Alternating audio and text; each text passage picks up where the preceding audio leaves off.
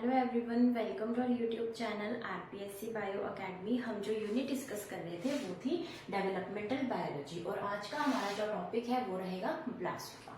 सबसे पहले हम समझते हैं ब्लास्टुला, या हमने अभी तक जितने भी डेवलपमेंटल बायोलॉजी पढ़ी है उसके अंदर हमने ब्लास्टुला को क्या समझा है, हम अभी उसको डिस्कस करते हैं। तो सबसे पहले हम कहते हैं कि क्या बनता है, एक जायगोट बनता है, एक स्ट्रक्चर बनती है जायगोट, जो कि कैसी होती है, डिप्लॉयड होती है। कैसी होती है, यूनिसेलुलर होती है, यानी एक सेल की बनी हुई स्ट्रक्चर जो कि डिप्लॉयड है, जो कि मेल एंड फीमेल गैमेट के फ्यूजन से बनी है, उसे क्या कहा जाता है, जायगोट कहा जाता है। तो इस जायगोट से बनता है मोरूला। इस जायगोट से क्या बनेगा, मोरूला बनेगा। और इस मोरूला से क्या बनता है, इस मोरूला से बनता है ब्लास्टुला। इस मोरूला से बनेगा ब्लास्टुला।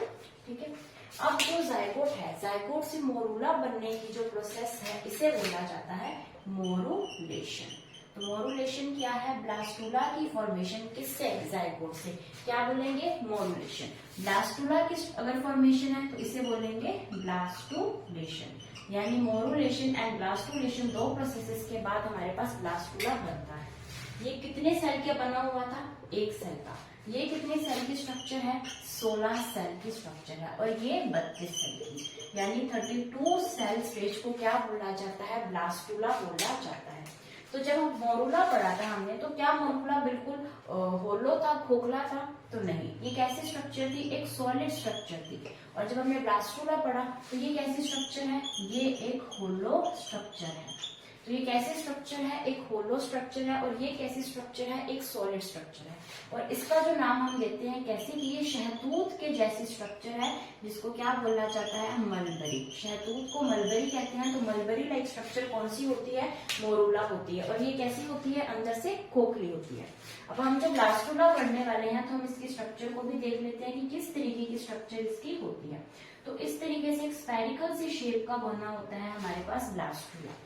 उस ब्लास्टुला की जो पेरिफ्री है, उस पेरिफ्री के ऊपर एक सेल्स की पूरी एक लेयर पाई जाती है। सेल की एक लेयर पाई जाती है। इन सेल की लेयर को क्या कहा जाता है, ब्लास्टोडर्म कहा जाता है। यानी इन्हें क्या बोला जाएगा, इस लेयर को क्या बोला जाएगा, ब्लास्टोडर्म कहा जाएगा। और इसके अंदर प्रेजेंट एक सेल को क्या कहेंगे, ब्लास्टोमियर कहेंगे। यानी each and every cell of blastula, उसे क्या बोला जाएगा, ब्लास्टोमियर बोला जाएगा। और बीच के अंदर जो कैविटी है उसे बोला जाएगा ब्लास्टोसील। तो ऐसी कौन सी स्ट्रक्चर है जिसके अंदर ब्लास्टोसील पाई जाती है, उसका आंसर रहेगा ब्लास्टुला। ब्लास्टुला के अंदर क्या होता है, एक लेयर होती है सेल्स की, उस लेयर को बोला जाता है ब्लास्टोडर्म। एक सेल को ब्लास्टोमियर कहा जाता है, उसके अंदर की जो कैविटी है उसे ब्लास्टोसील कहा जाता है। कैसी स्ट्रक्चर है, खोखली स्ट्रक्चर है। कितने सेल की बनी है, 32 सेल की। प्रोसेस क्या कहलाता है, ब्लास्टुलेशन। मोरूला 16 सेल की स्ट्रक्चर है, अंदर से कैसी है, सॉलिड। कैसी है, शहतूत के जैसी, मलबरी के जैसी। उसके बाद जायगोट से ये क्या बना था, मोरूला। इस प्रोसेस को क्या बोला जाता है, मोरूलेशन। ठीक है। तो ये जो प्रोसेस है, हम जायगोट से कहाँ गए हैं, हम जायगोट से गए हैं ब्लास्टुला तक। तो इस प्रोसेस के अंदर जो सेल डिवीजन होती है उसे हमने क्या नाम दिया था, उसे हमने नाम दिया था क्लीवेज। और क्या नाम दिया था, सेलुलेशन। और क्या नाम दिया था, सेगमेंटेशन। तो ये सब चीजें हम पहले ही पढ़ चुके हैं। तो ये चीजें पढ़ने से हमें ये हमारे माइंड में स्ट्रक्चर क्लियर हो गई कि ब्लास्टुला होता क्या है, इसमें कितने सेल होते हैं, अंदर से कैसा होता है, और इसकी स्ट्रक्चर किस तरीके की पाई जाती है। तो अब जो क्वेश्चंस आते हैं वो या तो इस ब्लास्टुला की इस सिंपल स्ट्रक्चर से पूछे जाते हैं, या फिर इसके टाइप से पूछे जाते हैं। तो अभी हम डिस्कस करते हैं कि ब्लास्टुला कितने टाइप का होता है।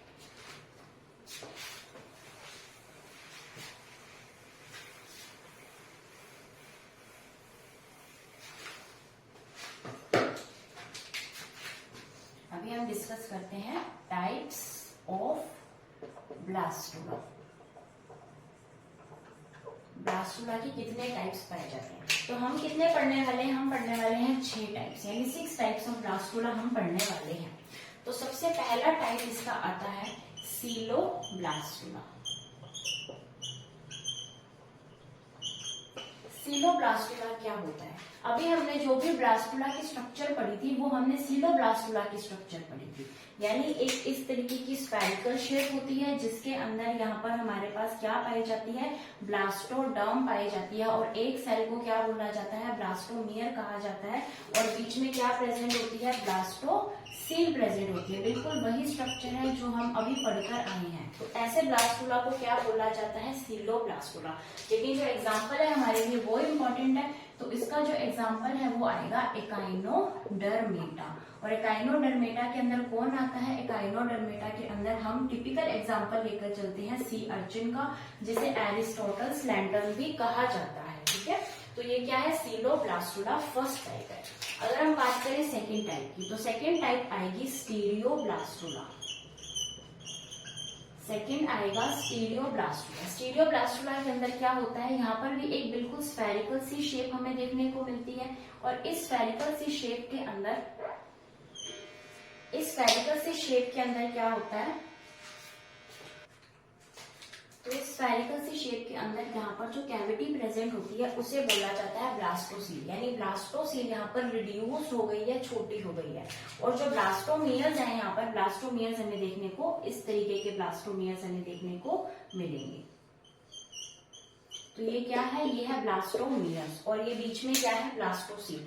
तो इस तरीके का जो ब्लास्टुला बनता है उसे स्टीरियोब्लास्टुला कहते हैं, और इसका जो एग्जाम्पल है वो आएंगे सारे के सारे एनालिड्स एंड मोलस्क, यानी एनालिड एंड मोलस्का के जितने भी एग्जांपल्स होते हैं वो किसके अंदर आएंगे, स्टीरियोब्लास्टुला के अंदर आएंगे। और ये यहाँ पर क्या हो चुकी है, ब्लास्टोसील, जो कि कैसी हो चुकी है, रिड्यूस्ड हो चुकी है, और ये हमने क्या बनाए हैं, ब्लास्टोमियर्स बनाए हैं। ये है ब्लास्टोमियर्स, और ब्लास्टोसील यहाँ पर रिड्यूस्ड हो चुकी है।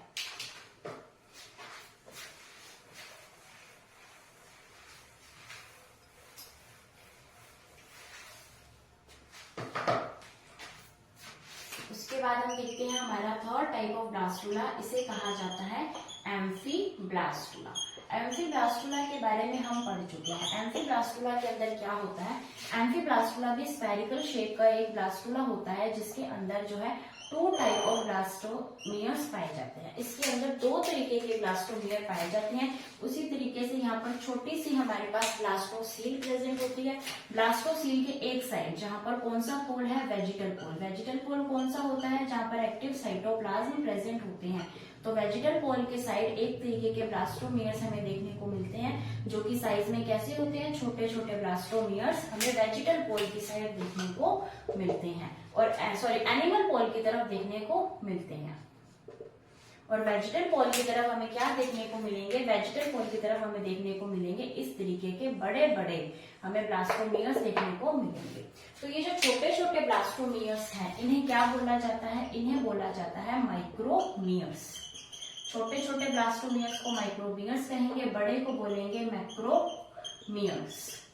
और जो बीच के अंदर इसकी कैविटी है इसे बोला जाएगा ब्लास्टोसील कहा जाएगा। तो ये कैसा है, ये है एक एम्फीब्लास्टुला जिसके अंदर 2 तरीके के जो हमारे पास ब्लास्टोमियर्स होंगे, एनिमल पोल की तरफ जहां पर एक्टिव साइटोप्लाज्म में छोटे माइक्रोमियर्स, जो छोटे ब्लास्टोमियर्स है वो यहाँ प्रेजेंट होंगे। वेजिटल पोल जहां पर योग ज्यादा है वहां पर मैक्रोमियर्स यानी बड़े साइज के मैक्रोमियर्स यहाँ पर होंगे। उसके बाद लेकर चलते हैं हम फोर्थ की तरफ, और जो फोर्थ यहाँ पर टाइप है वो है डिस्कोब्लास्टुला। डिस्कोब्लास्टुला के बारे में भी हम पढ़ चुके हैं, हमने इसके एग्जांपल्स ले लिए। तो इसके एग्जांपल्स के अंदर आएगा एम्फीबिया। एम्फीब्लास्टुला के अंदर कौन आएगा, एम्फीबिया आएगा। इसके अंदर आएंगी हमारी लंग फिशेस, जिसे हम क्या बोलते हैं, डिप्नोइड फिशेस बोलते हैं। उसके अलावा यहाँ पर हमें देखने को मिलेगा साइक्लोस्टोमेटा। साइक्लोस्टोमेटा के अंदर कौन आता है, पेट्रोमाइजोन आता है। डिप्नोइड या लंग फिशेस के अंदर कौन आता है, इसके अंदर आता है लेपिडोसाइरन, प्रोटोप्टेरस। और एम्फीबिया के अंदर क्या आता है, फ्रॉग। तो फ्रॉग के अंदर कौन से टाइप का ब्लास्टुला पाया जाता है, एम्फीब्लास्टुला पाया जाता है। अगर हम बात करें डिस्कोब्लास्टुला की, तो डिस्कोब्लास्टुला ऐसे एग्स के अंदर प्रेजेंट होगी जिसके अंदर योग जो है वो बहुत अमाउंट में प्रेजेंट होता है, और पॉलीलाइसिकल एग्स जिन्हें हम कहते हैं, जिनके अंदर योग की अमाउंट क्या होती है, बहुत ज्यादा। यानी इसकी इस पार्ट के अंदर तो क्या प्रेजेंट है, योग। यानी इसका एक्टिव साइटोप्लाज्म सिर्फ इतना सा है, और यहाँ पर क्या बनती है, एक ब्लास्टोडिस्क बनती है। यहाँ पर सबसे पहले एक ब्लास्टोडिस्क बनेगी और फिर ये ब्लास्टोडिस्क क्या हो जाएगी, डिवाइड, और ये यहाँ पर इस तरीके से एक ब्लास्टोडर्म की फॉर्मेशन कर लेगी और जो बीच वाली कैविटी है उसे हम कह देंगे ब्लास्टोसील। तो ये क्या बन जाएगी, ब्लास्टोसील। यानी सबसे पहले यहाँ पर क्या बनती है, एक ब्लास्टोडिस्क बनती है। उस ब्लास्टोडिस्क के अंदर डिवीजन से ही ब्लास्टोडर्म एंड ब्लास्टोसील की फॉर्मेशन होती है।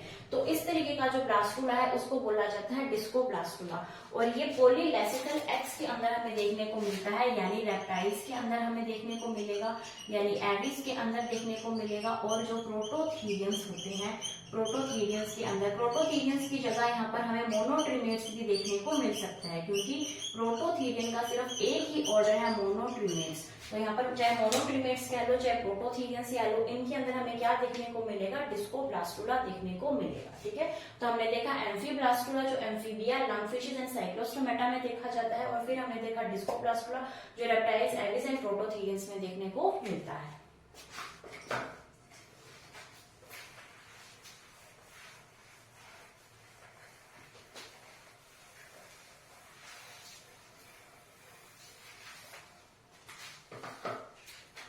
फिर हम चलते हैं हमारे फिफ्थ ब्लास्टुला की तरफ, जिसका नाम है पेरीब्लास्टुला। पेरीब्लास्टुला के बारे में भी हम पढ़ चुके हैं। जब हमने सेंट्रोलेसिथल एग के बारे में बात की थी तो हमने कहा था कि सेंट्रोलेसिथल एग के बीच के अंदर क्या प्रेजेंट होता है, यहाँ पर योग प्रेजेंट होता है। यहाँ पर सेंट्रोसील एब्सेंट होती है, योग यहाँ पर प्रेजेंट होता है, और इस योग के ऊपर इस तरीके से यहाँ पर एक्टिव साइटोप्लाज्म प्रेजेंट होता है। और यहाँ पर क्या प्रेजेंट होता है, इसका न्यूक्लियस। तो ये जो न्यूक्लियस है ये क्या करेगा, यहाँ पर फ्री न्यूक्लियर डिवीजन करेगा इस तरीके से, और इसके इस तरीके से फ्री न्यूक्लियर डिवीजन करने से ये जो स्ट्रक्चर बन जाएगी वो कैसी बन जाएगी, सिंसिशियल स्ट्रक्चर यहाँ पर बन जाएगी। सिंसिशियल का मतलब होता है मल्टी न्यूक्लिएट।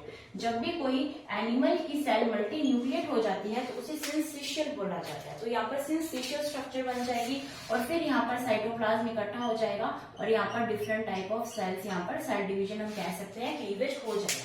तो इस तरीके का जो ब्लास्टुला बनता है उसे पेरीब्लास्टुला कहते हैं। और ये कौन से एग के अंदर बनेगा, ये बनेगा इंसेक्ट के एग के अंदर।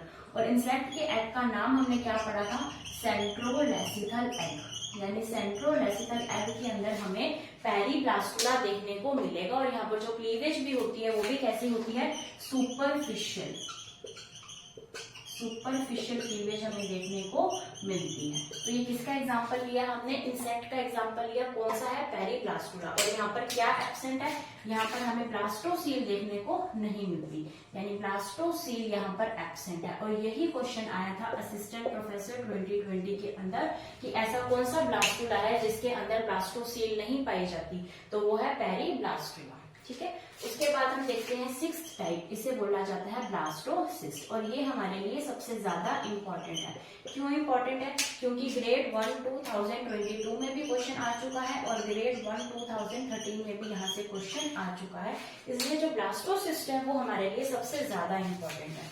हम इसकी बनाते हैं इस तरीके से, इसकी एक स्फेरिकल सी शेप होगी जैसे सबकी होती है, इसकी स्फेरिकल शेप हमने नहीं बनाई थी। फिर यहाँ पर क्या होता है, उसी तरीके से यहाँ पर जैसे ब्लास्टोडर्म हमने बनाई थी उसी तरीके से यहाँ पर सेल्स जो है वो एक पेरिफेरी के अंदर अरेंज होते हैं, लेकिन इनको हम ब्लास्टोडर्म नहीं कहेंगे। इसे ब्लास्टोडर्म का नाम नहीं दिया जाता, इस लेयर को बोला जाता है ट्रोफोडर्म। ट्रोफोडर्म भी कह सकते हैं, ट्रोफोएक्टोडर्म भी लिखा आता है, और ट्रोफोब्लास्ट भी लिखा आता है। ट्रोफोडर्म, ट्रोफोएक्टोडर्म, ट्रोफोब्लास्ट, इनमें से कोई भी नाम आ सकता है किसका, ये जो ऊपर वाली लेयर है किसके अंदर, ब्लास्टोसिस्ट के अंदर। और इस ब्लास्टोसिस्ट के अंदर यहाँ पर पाया जाएगा इनर सेल मास। इस तरीके का इनर सेल मास हमें देखने को मिलेगा। ठीक है, तो इसे हमने क्या नाम दिया, इसे हमने नाम दिया है इनर सेल मास। और यहाँ पर भी हमें क्या देखने को मिल रही है, ब्लास्टोसील देखने को मिल रही है। और ये एग्जाम्पल किसका आएगा, यहाँ पर एग्जाम्पल आएंगे यूथेरियंस का। यूथेरियंस यानी ह्यूमन बींग्स, ऐसे जिनके अंदर ट्रू प्लेसेंटा पाई जाती है उन्हें क्या बोला जाता है, यूथेरियंस कहा जाता है। तो जो यूथेरियंस है उनके अंदर ब्लास्टोसिस्ट हमें देखने को मिलता है। और यही क्वेश्चन जो है वो ग्रेड 1 2022 के अंदर आया था कि यूथेरियंस के अंदर कौन से टाइप का ब्लास्टुला पाया जाता है, तो ब्लास्टोसिस्ट का टाइप का ब्लास्टुला पाया जाता है। और ग्रेड 1 2013 के अंदर जो क्वेश्चन आया था वो आया था कि जो फीटल मेम्ब्रेन्स हैं वो फीटल मेम्ब्रेन्स कौन सी मेम्ब्रेन से बनती हैं, तो जो फीटल मेम्ब्रेन्स की फॉर्मेशन है वो ट्रोफोडर्म से होती है। और ये किसके अंदर पाया जाता है, ब्लास्टोसिस्ट के अंदर पाया जाता है। ये फीटल मेम्ब्रेन्स क्या है, ये वही एक्स्ट्रा एम्ब्रियोनिक टिश्यू है जो एक्स्ट्रा एम्ब्रियोनिक मेम्ब्रेन्स बनाएंगे। हमने जब पढ़ा था टेक्सोनोमी तो उसके अंदर हम बारी बारी पढ़ते थे एमनियोट्स और एमनियोट्स के अंदर हम क्या पढ़ते थे कि एमनियोट्स के अंदर आएगा Ram, reptiles, Aves and mammals. ये कैसे होते हैं एमनियोट्स, क्यों, क्योंकि इनके अंदर एक्स्ट्रा एम्ब्रियोनिक मेम्ब्रेन्स प्रेजेंट होती हैं।